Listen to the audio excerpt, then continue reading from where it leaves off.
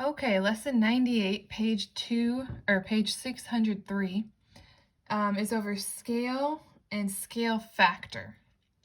All right, if you look at page 604 where it says scale, it says in the preceding lesson we discussed similar triangles. Scale models and scale drawings are other examples of similar shapes. Scale models and scale drawings are reduced or enlarged renderings of actual objects.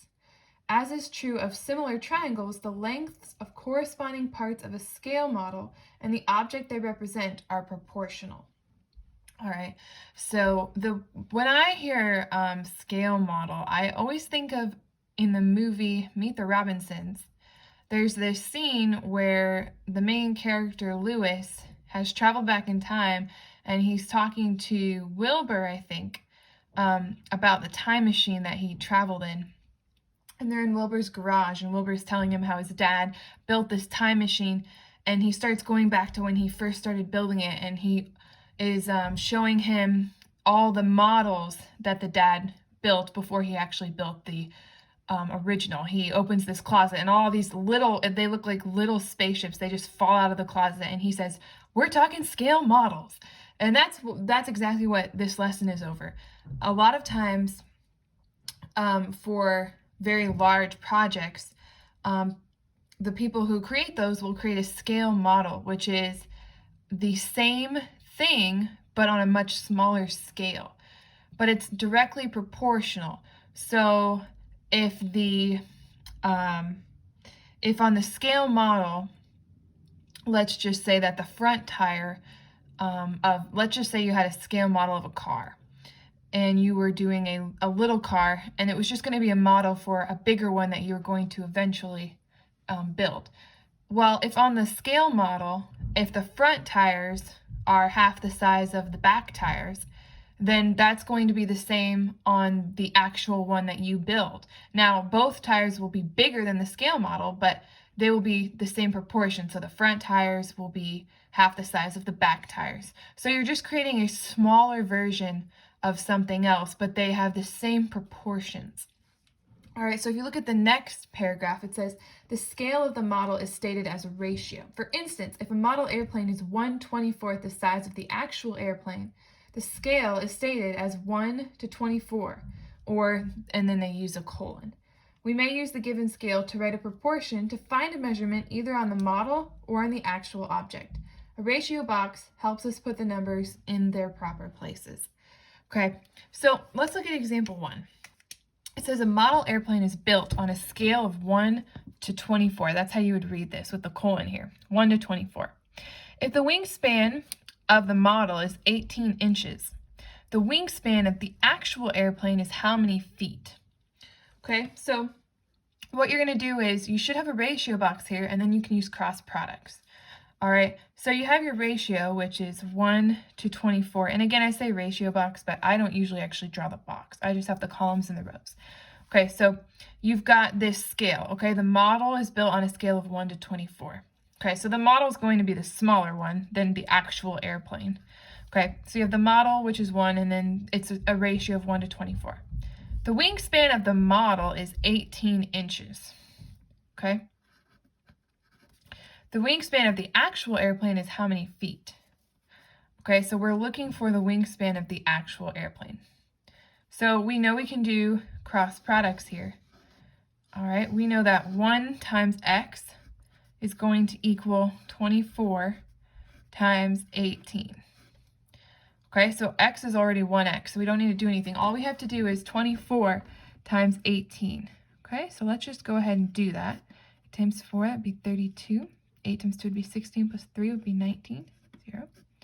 4, 2. Okay, so you're going to get 432 inches. Now, the question was asking the wingspan of the actual airplane is how many feet. So if you get 432 inches, we need to convert that to feet. So we've got 1 foot, and then there are 12 inches. So we need to divide 432 by 12. Okay, so 12 will go into 43 3 times, 36. okay? And then 72, 12 will go in there 6 times. So our answer will be 36 feet. All right, let's look at example 2. Sarah is molding a model of a car from clay. The scale of the model is 1 to 36. I'm going to just go ahead and put that. Okay, you've got the model and then the actual car. If the height of the car is 4 feet 6 inches, what should the height of the model be in inches? All right, before I even put the height of the actual car, it's given in feet and inches. The question is asking, what should the model be in inches? So I'm going to go ahead and convert this measurement to just complete inches, no feet and inches. So if there's 12 inches in a foot, we need to do 4 times 12. That's going to be 48. Add the 6 inches that were left over. Okay, so we've got 54 inches. That's going to be the height of the actual car. Okay, now we're looking for the height of the model. Okay, so we can do cross products here. Okay, 36x is going to be equal to 1 times 54, which is just 54. So to get x alone, we have to divide by 36. So we're going to divide 54 by 36. 36 will go in there once. Get a 4. 6 from 14, that's going to be 8. And 3 from 4, that'll be 1. Okay, so you get 1 and 18 over 36, or 1.5 inches. So that should be the height of the model. Okay, so it's the same process you've been using. You guys have been using ratio boxes. Okay, just a little bit different wording. Okay, the second part of the lesson is over scale factor. If you look at the paragraph on page 605, it says, we have solved proportions by using cross products. Sometimes a proportion can be solved more quickly by noting the scale factor. The scale factor is the number of times larger or smaller the terms of one ratio are when compared with the terms of the other ratio. The scale factor in the proportion below is 6 because the terms of the second ratio are 6 times the terms of the first ratio. All right, you guys have done this before. We've done these on the board. All right, if you've got 3/4 times something and it's going to equal 18 over 24, okay? Just like they said, you can do the top and the bottom times 6. Now you could go back and you could reduce 18 over 24 back to 3/4. Okay, so from going from here to here, you are using 6. That's called your scale factor. When you have two things that are proportional, and you're using something to go from one to the next, in this case 3 to 18 and 4 to 24, that's called your scale factor. Sometimes these are very easy to figure out, such as in example 3. Okay, you have 3 is to 15 as 7 is to what? Well, all you have to do is figure out your scale factor. 3 times what is 15? 5. So then 7 times 5, that would be 35. So your answer for n would be 35, and we used the scale factor of 5 over 5. 3 times 5 and 7 times 5. All right, example 4 says, these two triangles are similar. Calculate the scale factor from the smaller triangle to the larger triangle. Okay, so we can look at these two triangles we have here. All right, now you can see the proportional sides, 20, 25, 16, 20, and 12, 15. Now, this is not as easy as these up here because 20 times something is 25. We can't really think of a number right off the top of our head, or 16 times something to get 20, or 12 times something to get 15. But we know that there is a scale factor because these triangles are similar. So you can set up an equation. You know 20 times something is going to get you 25. So you can come over here and you can do 20 times your scale factor. That's what we're looking for. It's going to give you 25. And you could do any of these. You could do 12 times your scale factor and do 15. You could do 16 times your scale factor to get 20, and you would get the same answer. We're going to do 20 times our scale factor, and we know it will get us 25. So we need to get our scale factor, so we're going to divide both sides by 20. That'll come out to be 1. So 25 divided by 20, 20 will go in there once. Then we get a 5, we have to add a decimal. 20 goes into 50 twice. Add another 0. And then 20 will go into 100 5 times. So our scale factor here is 1 25 hundredths, 1.25. So not an even number, not a whole number like some of the ones up here. But that's fine. Your scale factor can be a decimal, and that's totally fine, just like it is here. All right, if you look at example 5, we have some rectangular prisms, okay? It says, what is the scale factor from the smaller to the larger? Okay, well, this one is a little bit easier to eyeball. Okay, 2 times what is 6? 3. 3 times 3 is 9. 4 times 3 is 12. So the scale factor here is very easy to figure out. It's 3. B says the area of any face of the larger prism is how many times one of the bigger? Okay, I need to get some workspace here. All right, if you look at your shape, okay, you've got these sides, and let me see if I can go back to that. Okay, and it's saying the area of the face of the larger is going to be how many times the area of the bigger. Okay, well, let's just do the area of one of these faces. Let's do the front one. So in this case, you have 2 times 3, and that would get you an area of 6. All right, and then you have 6 times 9, and that would get you an area of 54.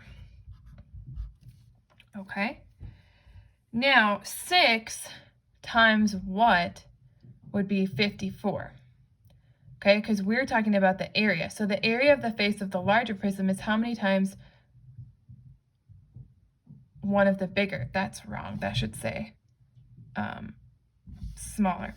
So this one is how many times this? Well, if this is 6 and this is 54, then that's going to be 9, right? 9 times. Ooh, not enough room. Okay. And then it says the volume of the larger is how many times the volume of the smaller. All right. Well, let's figure out the volume of the smaller. You've got 2 times 3. That would be 6.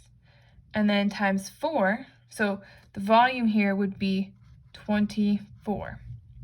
Okay, then you have 6 times 9, which is 54. We need to do that times 12. So I'm going to do that over here. Okay, 54 times 12. 2 times 4, that would be 8. 2 times 5 would be 10. 4, 5, 8, 4, 6. All right, so 648, much bigger.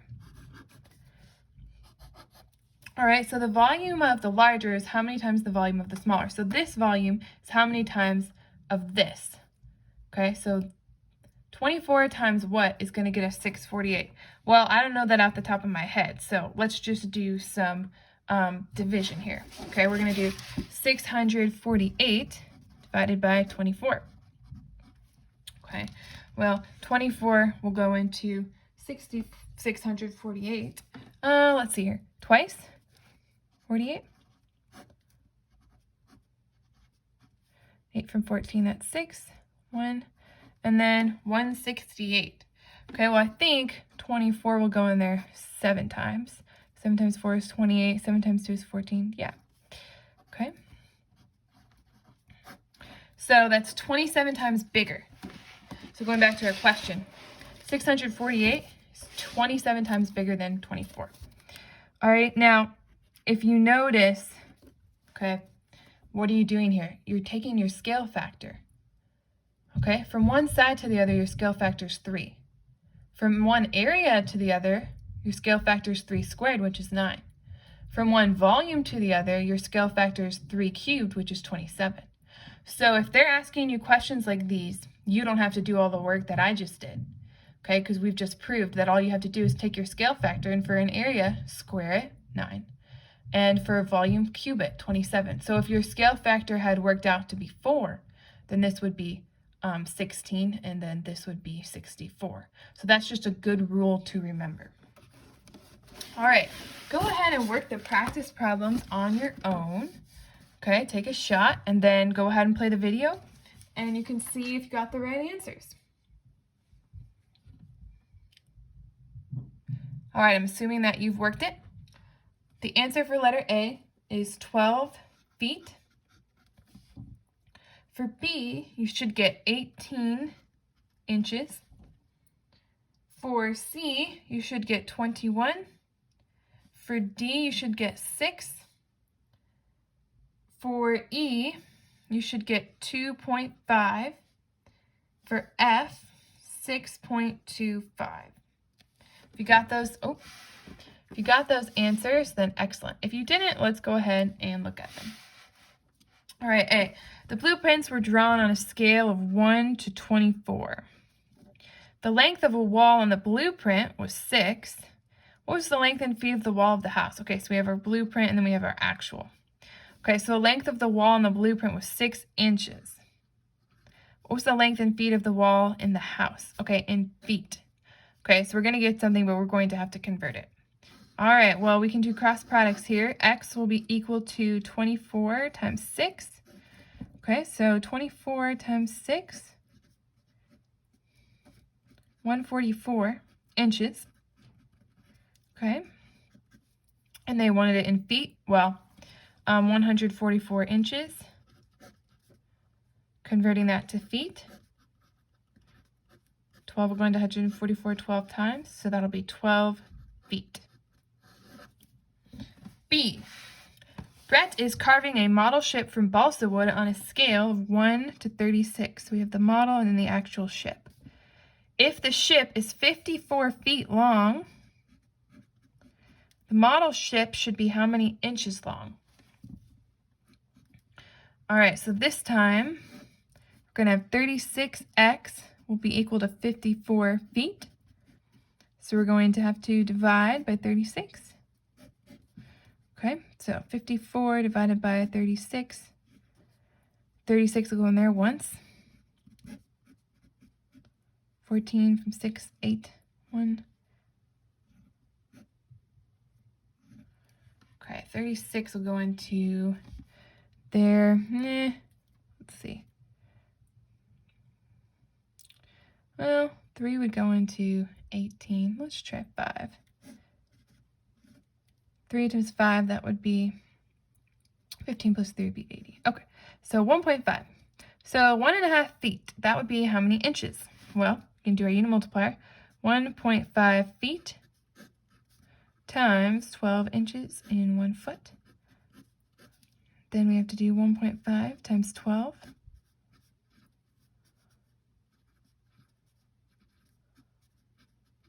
And we will get 18 inches.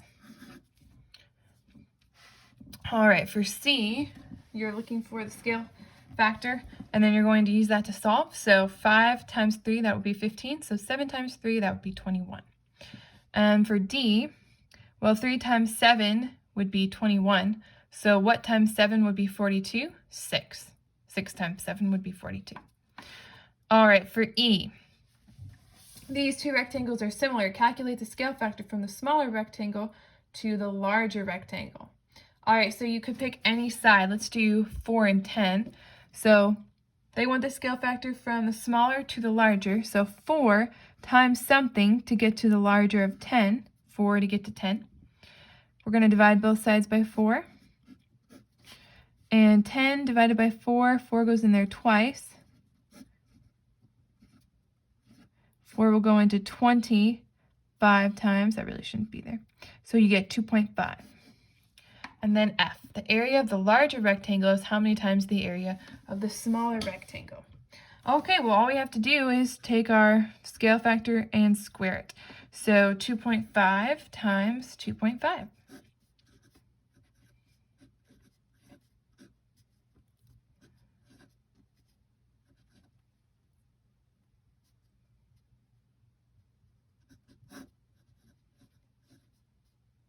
And we get 6.25. Alrighty, there you go.